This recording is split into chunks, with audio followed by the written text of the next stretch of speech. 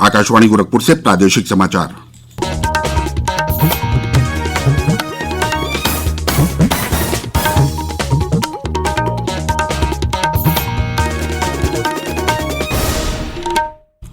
नमस्कार, समाचार बुलेटिन के साथ मैं प्रमोद कुमार सिंह।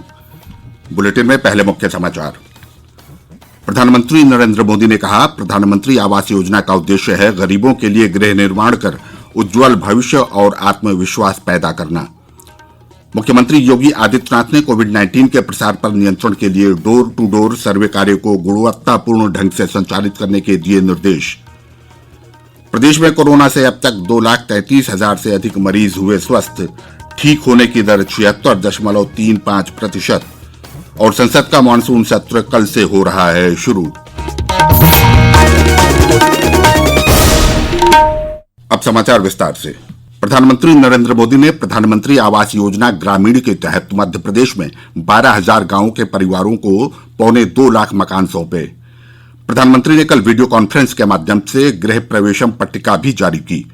श्री मोदी ने कहा कि इन योजना से देश के करोड़ों लोगों को अपना घर होने का सपना साकार होने का विश्वास जगा है। प्रधानमंत्री ने कहा कि सरकार गरीबों की समस्याएं दूर करने के लिए हर संभव कार्य कर रही है।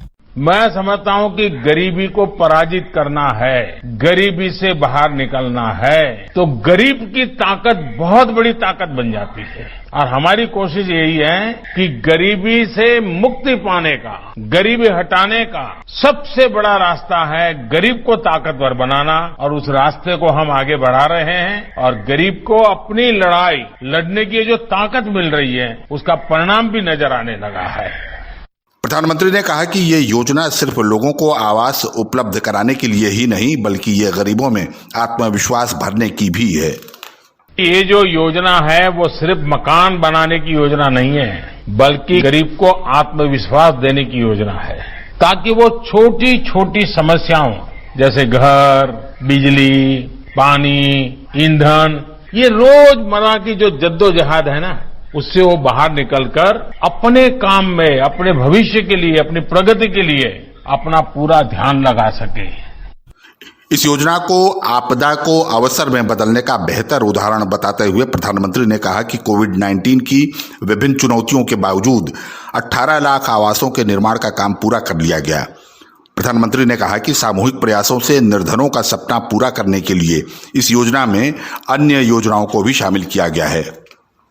सरकार की अनेक योजनाओं को, जैसे मनरेगा, सौभाग्य, उज्ज्वला, स्वच्छ भारत, ऐसी अनेक योजनाओं को गरीब के घर के साथ जोड़ दिया है, ताकि सबकी ताकत से गरीब का सपना पूरा हो जाए।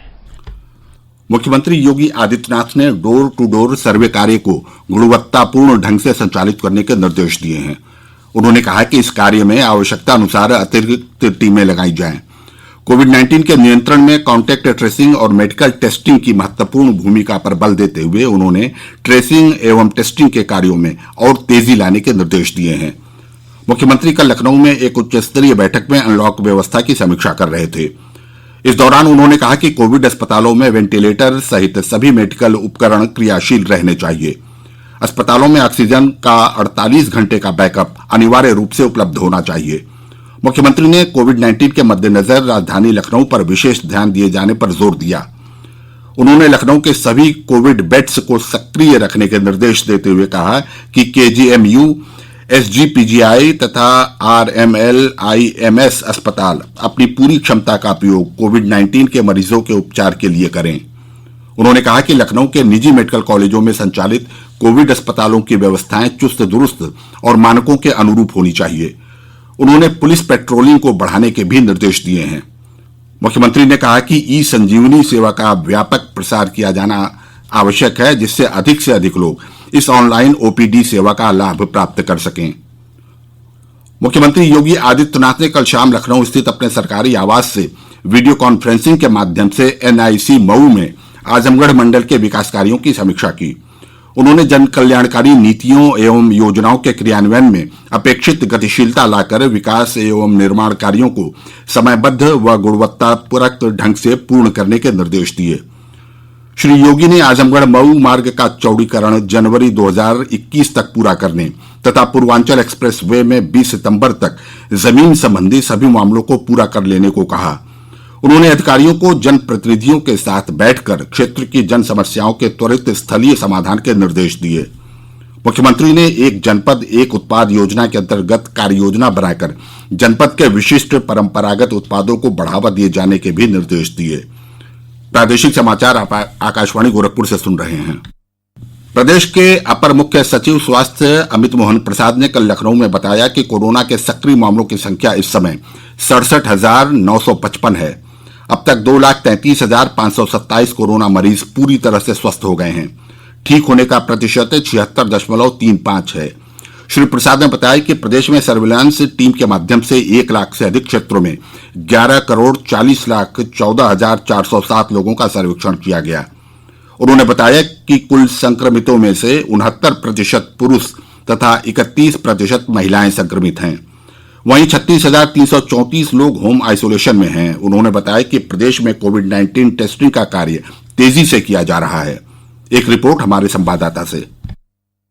कल एक दिन में कोरोना के 6,846 नए मामले सामने आने के बाद राज्य में कोरोना के कुल मामलों की संख्या 3,05,831 हो गई है। वहीं 67 और मौतों के बाद कोरोना से कुल मौतों की संख्या 4,349 पहुंच गई। प्रदेश के अपर मुख्य सचिव स्वास्थ्य अमित मोहन प्रसाद ने बताया कि इस समय राज्य में कोरोना के 67,955 सक्रिय मामले हैं और अब तक 2,33,527 लोग कोरोना से ठीक हुए हैं। राजधानी लखनऊ सबसे ज्यादा बुरी तरह प्रभावित है, जहां कल कोरोना के 1,117 नए मामले सामने आए और यहां कोरोना के कुल मामलों की संख्या 28,301 पहुंच गई। इस समय यहां 9,529 कोरोना के सक्रिय रोगी हैं। स्वास्थ्य विभाग की रिपोर्ट के अनुसार राज्य में रिकवरी रेट 76.35% है, वहीं मृत्यु दर 1.42% है। सरकारी सूत्रों के अनुसार कल 1,40,562 कोरोना के नमूनों की जांच के बाद अब प्रदेश में कुल जांचों की संख्या 7,58,471 हो गई है। MS यादव, आकाशवाणी समाचार, लखनऊ।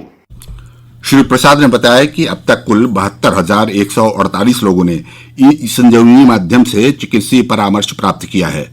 उन्होंने ग्राम निगरानी समितियों और रेजिडेंट वेलफेयर कमेटियों को सक्रिय और सतर्क रहने को कहा है। देश में पिछले 36 घंटों में कोविड के 10,91,000 से अधिक जांच की गई। इन्हें मिलाकर अब तक 5,51,89,226 जांच की जा चुकी है। भारत में इस वर्ष जनवरी में केवल पुणे स्थित राष्ट्रीय विषाणु विज्ञान संस्थान में ही इस तरह की जांच हो पा रही थी, जबकि अब 1,705 प्रयोगशालाओं में संक्रमण के नमूनों की जांच की जा रही है। उत्तर प्रदेश में स्टार्टअप रैंकिंग में इमर्जिंग स्टार्टअप इकोसिस्टम श्रेणी में जगह बनाई है। प्रदेश 10 राज्यों के साथ इस श्रेणी में शामिल है। नई स्टार्टअप नीति के तहत 3 सेंटर ऑफ एक्सीलेंस बनाए जाने हैं। एक मेडिकल क्षेत्र में SGPGI बना रहा है। दूसरे सेंटर ऑफ एक्सीलेंस की स्थापना के लिए नोएडा में आर्टिफिशियल इंटेलिजेंस के लिए IIT कानपुर में प्रस्ताव दिया गया है। देश का सबसे बड़ा इंक्यूबेशन सेंटर लखनऊ में बनना है, जिसके लिए अमौसी एयरपोर्ट के सामने भूमि चयनित कर ली गई है। संसद का मानसून सत्र कल से शुरू हो रहा है। सत्र की पूर्व संध्या पर आकाशवाणी का समाचार सेवा प्रभाग आज रात संसद के समक्ष मुद्दे विषय पर परिचर्चा प्रसारित करेगा। यह कार्यक्रम रात 9:30 बजे से 10 बजे तक इंद्रप्रस्थ और FM गोल्ड चैनल पर सुना जा सकता है। अंग्रेजी में इश्यूज बिफोर पार्लियामेंट कार्यक्रम रात 9:30 बजे से 10 बजे तक राजधानी और FM रेनबो पर प्रसारित किया जाएगा। केंद्रीय श्रम और रोजगार मंत्री संतोष गंगवार ने कहा है कि सरकार मजदूरों के लिए कई नई योजनाओं पर काम कर रही है, जिसमें ऐच्छिक पेंशन योजना भी शामिल है। श्री गंगवार ने बरेली में कहा कि सरकार मजदूरों का डेटाबेस तैयार कर रही है, जिसके बाद केंद्र सरकार की सरकारी योजनाओं का अधिकतम लाभ मजदूरों को मिल सकेगा। और अंत में बुलेटिन का मुख्य समाचार एक बार फिर। प्रधानमंत्री नरेंद्र मोदी ने कहा, प्रधानमंत्री आवास योजना का उद्देश्य है गरीबों के लिए गृह निर्माण कर उज्जवल भविष्य और आत्मविश्वास पैदा करना। मुख्यमंत्री योगी आदित्यनाथ ने कोविड-19 के प्रसार पर नियंत्रण के लिए डोर टू डोर सर्वे कार्य को गुणवत्तापूर्ण ढंग से संचालित करने के दिए निर्देश। प्रदेश में कोरोना से अब तक 2,33,000 से अधिक मरीज हुए स्वस्थ। ठीक होने की दर 76.35%। और संसद का मानसून सत्र कल से हो रहा है शुरू। इसके साथ ही आकाशवाणी गोरखपुर से प्रादेशिक समाचार समाप्त हुए। नमस्कार।